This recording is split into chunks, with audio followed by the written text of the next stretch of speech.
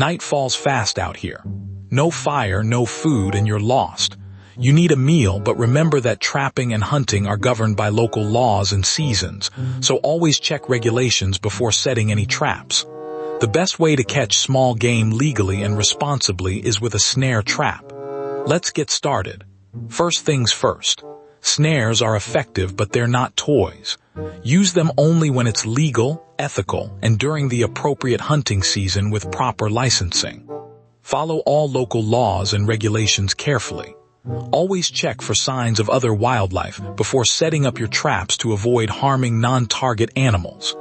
Never leave your snares unattended without explicit permission from landowners or managing authorities. Now, setting up a snare trap for small game requires careful consideration. A snare consists of a loop made from wire or thin rope that tightens around an animal's neck or leg as it tries to escape.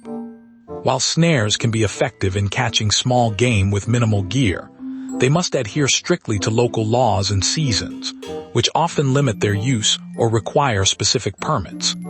Improperly set snares not only risk being illegal, but also endanger non-target animals and can cause unnecessary suffering for caught wildlife.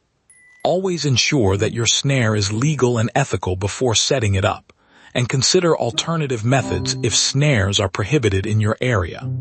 Subject: how to set a snare trap for small game responsibly. Let's start by finding the right spot legally and ethically. Look for clear trails where animals pass through regularly during legal hunting seasons and within permitted areas.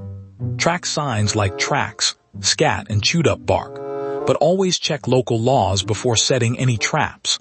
Set up near food sources, such as berry bushes or under trees with fruit, ensuring you comply with all regulations regarding trapping permits and bait use. The thicker the animal traffic, the better your chances, provided it's in compliance with local wildlife management rules.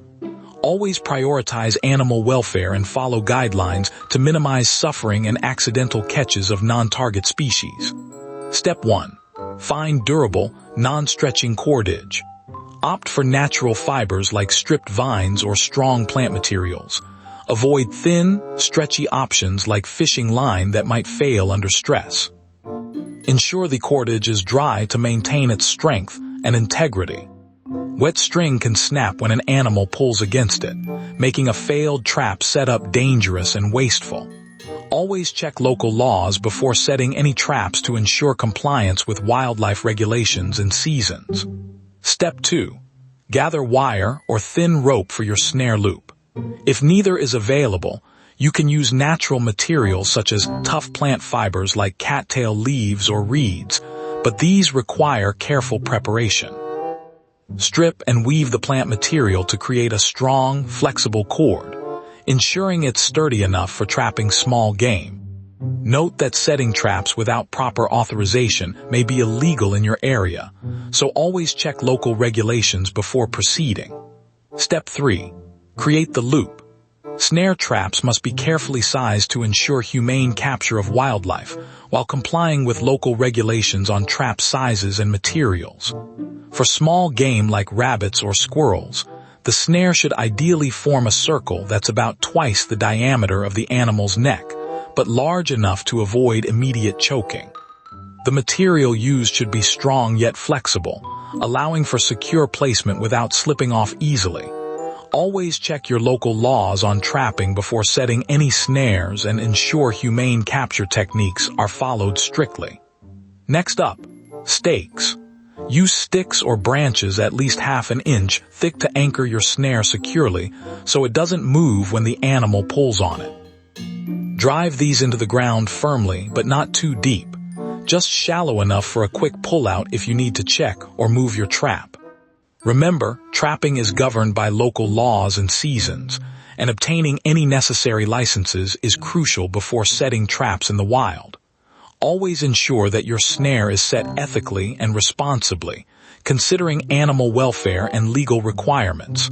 Now, let's set up the trigger mechanism. This keeps your loop open until an animal triggers it. You can use a simple wooden lever that drops when the wire is pulled tight. Find a small stick and tie one end of your snare material around it with a slip knot. Then attach this to another stake in front of your main trap point using a thin cord or string. When the animal moves through, the stick shifts and releases the loop. Remember, trapping small game requires a valid hunting license and adherence to local wildlife regulations. Always check your state's laws before setting any traps and ensure you're complying with all legal requirements regarding seasons and species restrictions. Here's where precision matters. Position your loop at ground level just off the trail. Ensure it's low enough for small game, but not so low that you risk catching unwanted animals like pets or protected species. The loop should be snug against the dirt, with no gaps an animal could slip under. Make sure there's a slight incline or obstacle right behind your snare to help secure the catch, and always check local laws regarding trapping before setting any traps. Check your snare loop regularly, especially after rain. Moisture can weaken the wire, causing it to break or malfunction when a small game animal triggers it. Ensure the trap is secure and inspect it frequently to maintain its effectiveness and avoid unnecessary harm to wildlife. Always comply with local laws and regulations regarding trapping, including obtaining necessary permits and observing legal seasons for the species you target. So far, so good. Next, baiting. Use something that's appealing but not obvious. Berries, nuts, seeds, or other food items that you know small game in the area likes. Don't overdo it. A little goes a long way. Scatter your bait around your snare loop, not directly under or too close to avoid alerting animals. Remember, trapping is regulated by local laws and seasons, so always check these before setting any traps. Now for the big reveal. How do you catch small game sustainably? Think bigger picture but stay legal and ethical. Set up multiple snares in different spots with permission from landowners, respecting local laws on trapping seasons and limits. Place some low to the ground near den areas where rabbits and other small mammals might venture, and others higher off the trail at rabbit jump-through points. Always check your traps regularly to ensure humane treatment of any captured animals and avoid unnecessary suffering. Diversify your locations to maximize your chances of catching something responsibly within legal bounds. But here's the real deal. Don't get lazy with your checks. You need to visit each trap at least twice a day, morning and evening, to ensure fresh catches and avoid leaving injured or dead animals in the wild. Leaving traps unchecked can harm wildlife unnecessarily and is illegal without proper permits. Remember, trapping is highly regulated by local laws, seasons, and species protections, so always check your area's rules before setting any traps. Let's say you've got everything set up just right. Your loops are dry, stakes tight, and your bait is perfect. Now watch this. An animal comes through, triggers the lever, and boom, the snare closes around its neck or leg. It struggles but can't break free. However, setting a trap like this requires strict adherence to local wildlife regulations, including having the proper permits if needed. If legal to do so in your area, you must check on your traps regularly to minimize animal suffering. Always ensure humane dispatch if taking an animal for food, and know how to release it safely if releasing is required by law. Remember, trapping without a permit or during closed seasons is illegal and unethical. But what about safety? Never set a trap where you might accidentally trigger it yourself, and never place snares on your own trails or near campsites. Use markers like flagging tape or ribbons that stand out against the ground to clearly indicate the presence of traps. Always keep them away from non-target species to avoid unnecessary harm. Also, remember that trapping is regulated by local laws, seasons, and licensing requirements. Always check these before setting any trap. And one more thing, practice makes perfect, but don't rush it. Take your time with each step to ensure safety and effectiveness. Check and recheck every loop and stake for security and legality. Make sure you comply with local laws and seasons before setting any traps. The quicker you set up correctly, the better your chances, but only if done right. Always remember that trapping is regulated by law in most places. Be sure to obtain any necessary permits and adhere strictly to wildlife protection rules. So here's the question we're answering. How do you safely set up snare traps for small game within legal limits and seasons when you need food? With patience, precision, and proper placement of snares that comply with local laws and regulations. Follow these steps carefully and responsibly to ethically trap game, always ensuring you have the necessary permits and are targeting non-protected species. This is educational only. Trapping small game, foraging, hunting, and fishing carry real risks and are strictly governed by local laws, seasons, licensing requirements, and protected species rules. Always verify plant IDs with an expert or a field guide, as there are no safe shortcuts to identifying edible plants, berries, nuts, or mushrooms. Positively identify everything before consuming it.